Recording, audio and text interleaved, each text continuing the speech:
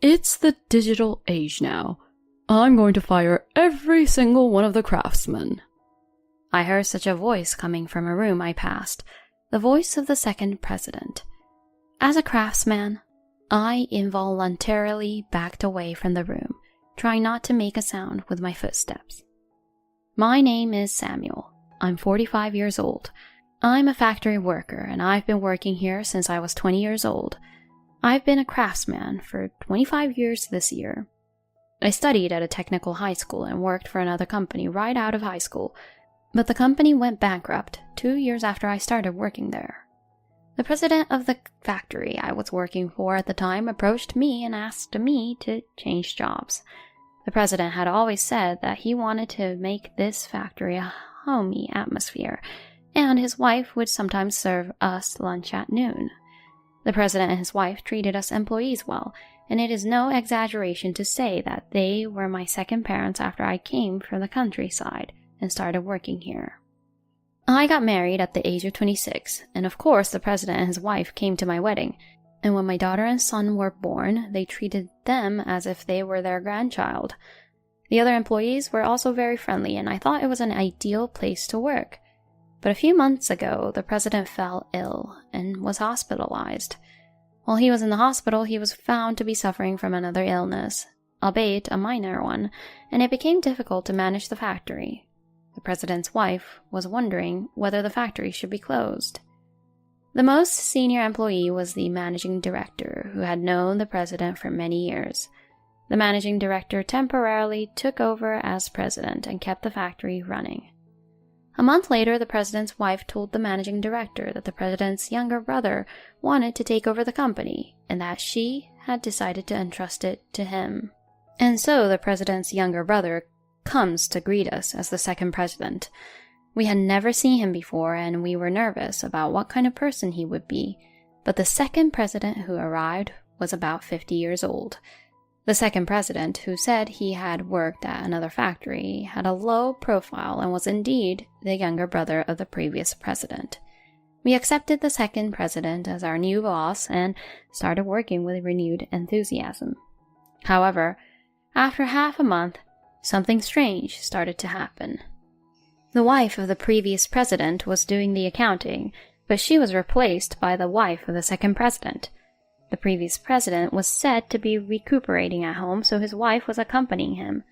Up to this point, it was an understandable story, but when the wife of the second president started coming to the company, suddenly there was talk of reducing bonuses. Our boss said that our bonus would be reduced to half of what it had been before. It's crazy for you to think you can get a bonus when we're running a business on such a tight budget.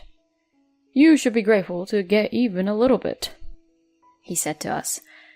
When you put it that way, maybe it was inevitable, but it was painful to suddenly have my bonus reduced. And the executive director who had opposed it was gone before I knew it. Apparently he was fired, so anyone who argues against it is in the way. Our boss came to the place where we were working and told us, "If I did this, I would get it done twice as fast. You guys have been working here for years. Get on with it," he says to us. We were surprised at the change in his demeanor, but it seems that this is the real him. It seems that the second president also worked at the factory, but no one knows what he did there or what kind of work he did. Now, I don't know what kind of skills the second president has. He never touches anything, even though he says it's faster if he does it himself. You call it a craft, but anyone can do it, right? I was once told that to my face, and ever since then I've never thought well of my boss. I'm in the middle of teaching a guy named Tom, who joined the company a year ago. The main machine is an expensive machine that has been in use for many years and costs $3 million. It's a tricky machine to make it work, so I'm teaching Tom how to use it.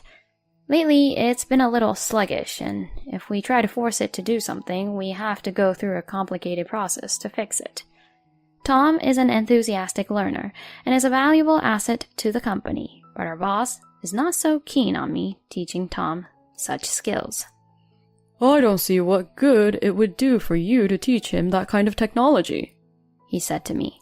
Tom had a stubborn streak and a strong work ethic, and he was about to go off on our boss, but I didn't want that to affect Tom's reputation, so I suppressed him. I took over for him and said, "Boss, you can't make products without craftsmen, and we take pride in our work, so can you please stop talking like that?" I said. Tom nodded with his eyebrows furrowed and his mouth agape. Our boss replied, "You're being cocky," and walked away. "What's his problem?" Tom says in a hushed voice once the boss leaves. "I'm sure someday he'll realize how important we are," I said, but Tom looked unconvinced and went back to his work. Sometime later, as I walked past the president's office, I heard our boss's voice from inside. "It's the digital age now. I'm going to fire every single one of the craftsmen." I stopped in my tracks. I'm a craftsman, right? Maybe I shouldn't have listened to that. I back away, trying not to make a sound. When I get back to work, Tom asks me, "Samuel, what's wrong? You don't look so good." I couldn't talk to Tom about it, so I told him I was fine and went back to work. 3 days later, I was called by the boss. "You're going to quit at the end of this month." What? What I overheard was true, but I asked him just in case. Who's going to maintain the machines when I leave? I'm in the process of teaching Tom, but there's still a lot he can't handle. But the second president snickers. "We're going digital. We'll change the machines too. It's cheaper to install new machines than it is to pay for your labor. Oh, and I'm going to have that young guy quit too." So Tom and I are getting fired. "We'll have a little more money to spend if we can get rid of the useless but overpaid workers. Good luck with your job search." The second president said and laughed, and so it was decided that I would leave the company in half a month. A week later, the second president is all excited about a new machine. I wondered how great the opportunity would be, but it turned out to be a very small machine. I wondered if they can work with that. As I was staring at the new machine, the second president came up to me and said, "That big, stupid machine that costs $3 million is outdated, isn't it?" He laughs. "That's the machine I've been maintaining and using for the main part of our business." Does the previous president know about this? There is a chance that with a new machine, they may not be able to do the work we used to be able to do. I wonder if he is okay with that. Although I had already been fired, I was still concerned about the previous president and asked him about it. Then the second president became angry. "I am the current president. My brother has nothing to do with this. He's always like that. He's good at what he does, his parents trust him, everyone around him trusts him. He's the boss, and I was just a factory worker. I went to a better college than him, but there's still this gap between our skill. But now, he's gone. I got into this position by outmaneuvering my sister-in-law. Now, I'm going to rebuild this factory and get back at people who were always praising him." I feel like I've heard a great deal.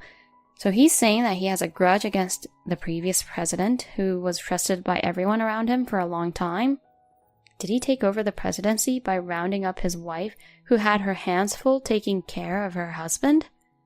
According to the second president, he and the previous president had very little contact with each other, and he probably told the previous president's wife that the employees would be in trouble if the factory was closed.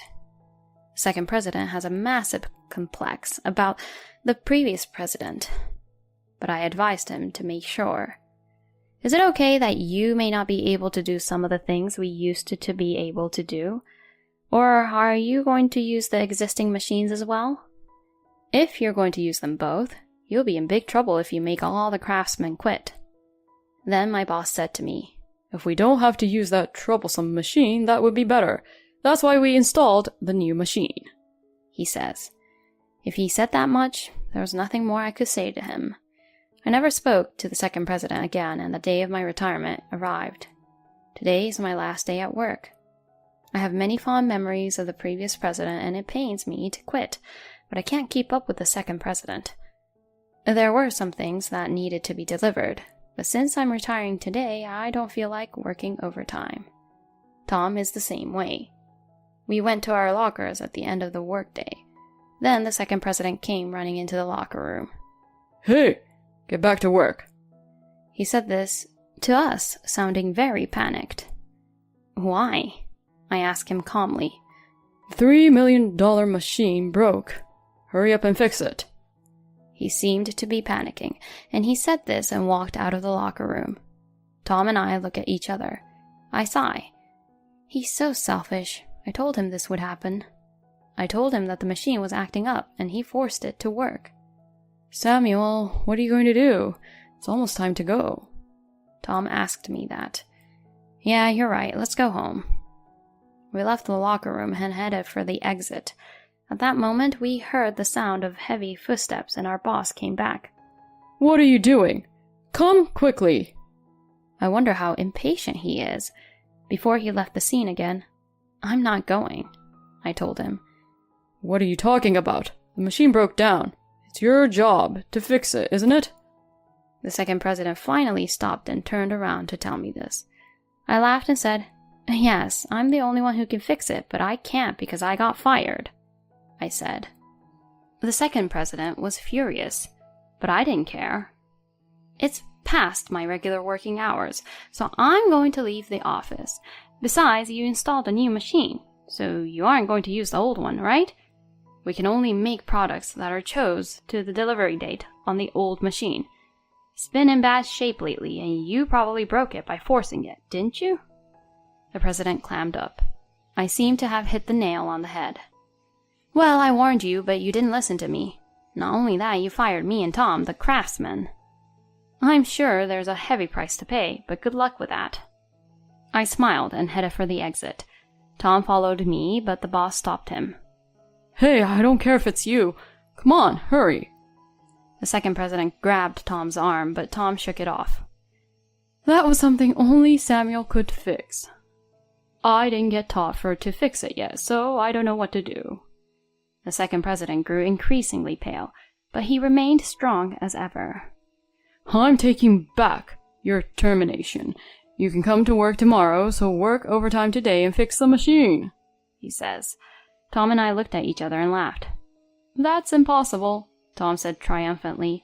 The second president raises his eyebrows. I told him, the previous president introduced us to a new job, and we're going to work at the new factory starting tomorrow, I declared. What? The second president is angry, but it doesn't matter. I continue to explain. I told the previous president that you recently installed a new machine and that you fired us. He told me that you haven't been visiting him at all. The previous president was concerned about the state of the business, so I told him all about you. He said he's retired, so he can do as he likes, but he didn't want to mistreat his employees, so he referred us to a new company. Oh, and the executive director you fired in the first place is now working for another company. The previous president said he would contact all of your current clients, so maybe it will impact your future business dealings. Well, good luck with your new business, or whatever you do. If you'll excuse me. The second president's face changed color as he listened to my story, but he looked at us regretfully, as if he had nothing to say in return. The next day, Tom and I started working at the new factory. The president of the new factory had a close relationship with the previous president. I have heard about you, Samuel. It's great to have a skilled craftsman working here. Tom, you're young, but you're dependable, he said to us. I often go to visit the previous president at the hospital. I hear that he is doing well in his daily life, and he and his wife are enjoying their time together now. Just the other day, I heard that the previous factory was on the verge of going out of business. No one could operate that machine, after all.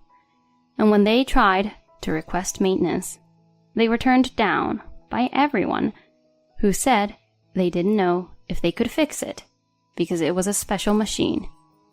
As a result, they couldn't meet the delivery date to the customer and had to pay a penalty. So they decided to lower the salaries of the employees. Then the employees started to leave the company, and they couldn't hire new employees. After a while, they hired a couple of foreigners, but they went AWOL on the third day. And on top of that, the money they had left the company was stolen, and they lost contact with them. If they had at least left you behind, this would not have happened. Tom laughs as he tells the story. I guess that's what you call getting what you deserve. I nodded and laughed along with Tom. 3 months after I left, I received a call on my cell phone from my old factory. I answered it anyway. It was the second president with tears in his voice. Please, come back. He was begging me to come back. So I asked him what was going on. We've lost our business partners. If we don't do something, we'll go out of business, he cried.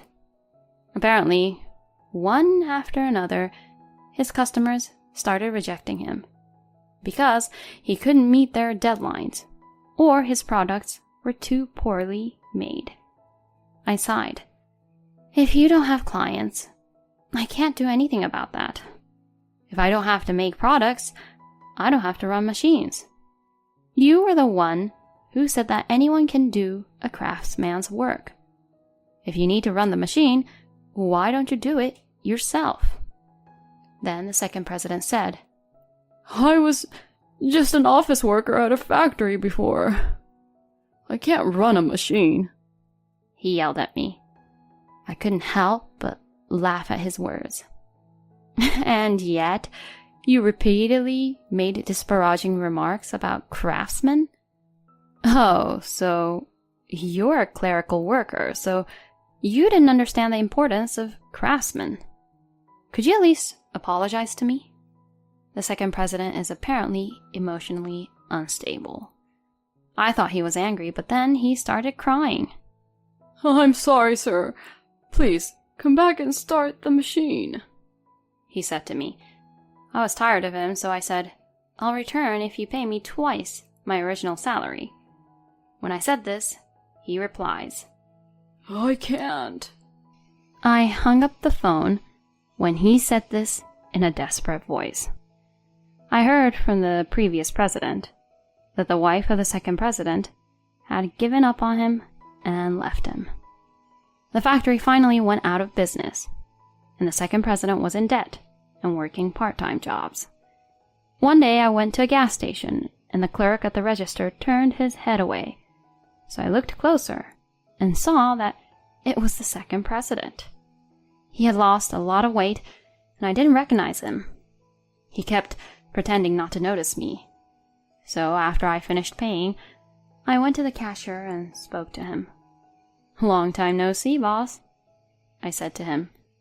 My ex-boss's face turns red, and he bites his lip in frustration. I'm working hard at my new job, learning new skills. Tom is learning a lot, and I'm happy for him. I'm grateful to still be able to work as a craftsman. I'm going to continue to make the most of my abilities here. Thank you for watching until the end. Please subscribe to our channel. Have a great day!